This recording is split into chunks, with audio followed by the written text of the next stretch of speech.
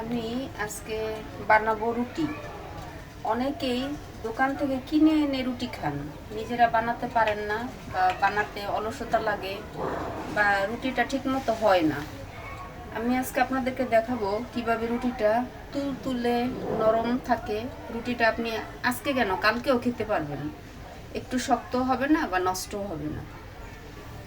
সেই ক্ষেত্রে আমি হাঁড়িতে পানি দিয়ে দিলাম।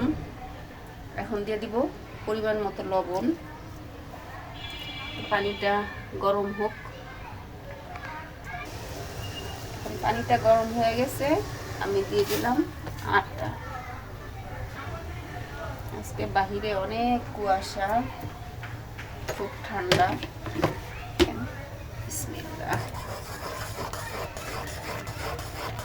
আমি যদি একবারে আটাটা মধ্যে থেকে এভাবে আস্তে আস্তে ঘুরে ঘুরে ঘুরে ঘুরে নাড়া দেই, তাহলে আমার আটাটা আর দলা পাকবে না।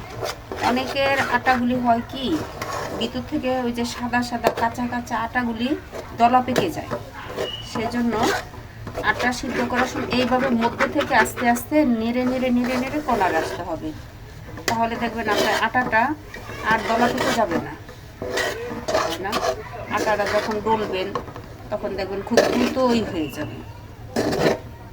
শেষ আমার আটা সিদ্ধ করা।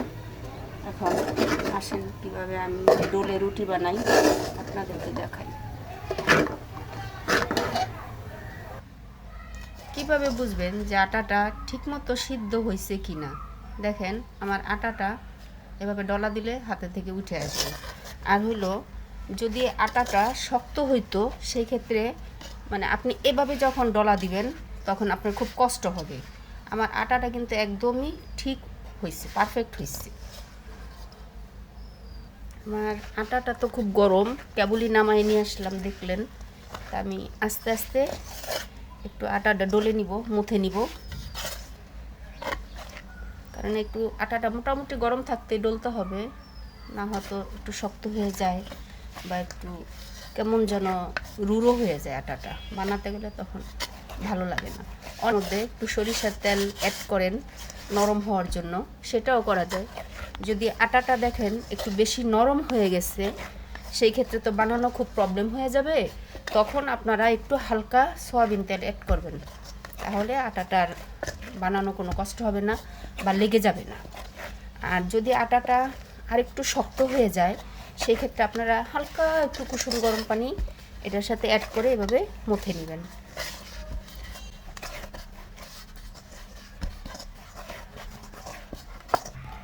দেখেন আমার আটা ডলাটা একদম পারফেক্ট হয়েছে। এখন আমি রুটি বানাবো। আটাটাকে আমি দুই ভাগে ভাগ করে নিলাম, সমানভাবে নিব। তাহলে কোনোটা রুটি বেশি কোনোটা কম হবে না বা ছোট বড় হবে না। আমি আমার হাতের আন্দাজে ঠিক এভাবে এভাবে করে নিয়ে নিব। আমি এভাবে সবগুলি ডো তৈরি করে নিব, তাহলে আমার রুটি বানানোটা খুব দ্রুত এবং সহজ হবে। আমি রুটির ইয়েটা গোল করে নিলাম। দেখেন রুটির বানানোর একটা নিয়ম আছে, রুটি ইচ্ছে করলে বানানো যাবে না। আপনি এই হাতটা দিয়ে ঠাসা দিয়ে ধরবেন, জাতা দিয়ে ধরবেন, আর এই দুইটা আঙ্গুল দিয়ে আপনি রুটি ঘুরাবেন, ঠিক আছে? এই দুইটা আঙ্গুল, এই দেখেন, বা এই মোটামুটি এই কোনি আঙ্গুলটাই আপনার কাজ করবে। এই যে দেখেন আমার কিন্তু তিনটা আঙ্গুলে কিন্তু হয়ে গেছে, আর এই হাতটা দিয়ে আমি রুটি ঠাসা দিয়ে ধরছি, মানে ইয়াটা বেলুনটা। আর এই যে মোটামুটি ঘুরনটা কিন্তু এই কোনি আঙ্গুলটা দিয়েই ঘুরাচ্ছি। এভাবে রুটি বানানো 1 দিন 2 দিন 5 দিন ট্রাই করবেন, দেখবেন আস্তে আস্তে আস্তে আস্তে ইনশাল্লাহ রুটি বানানো শিখে যাবেন।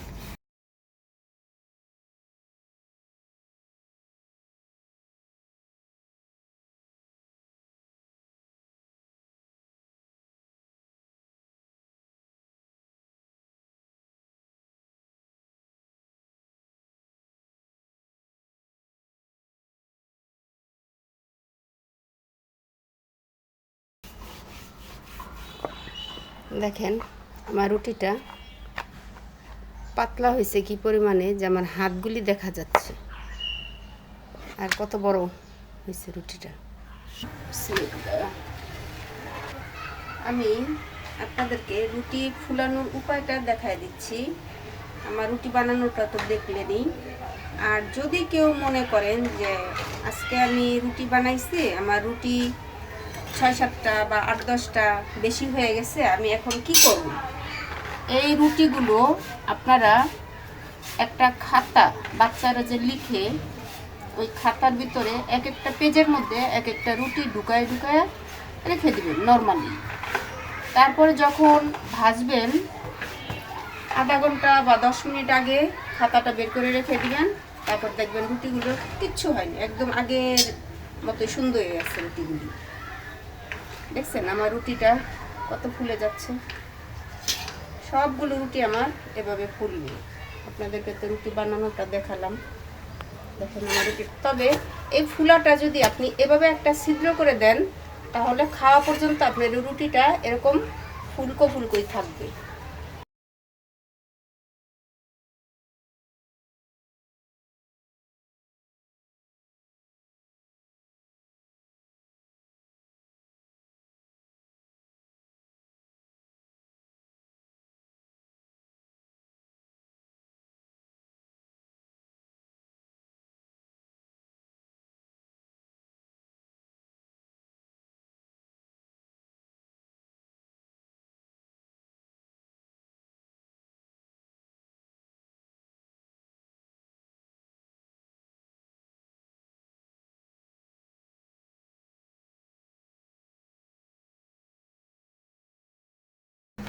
এই যে লেখার খাতাটার মধ্যে আমি রুটি সংরক্ষণ করব।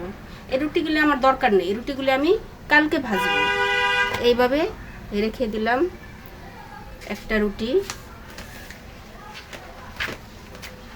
এইভাবে রেখে দিলাম আরেকটা রুটি। এরকম প্রতিটা পাতায় পাতায় আপনি রুটিগুলি রেখে এভাবে নর্মালি রেখে দিবেন।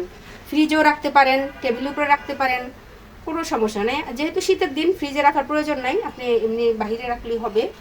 পরবর্তীতে রুটিটা ভেজে খাওয়া যাবে।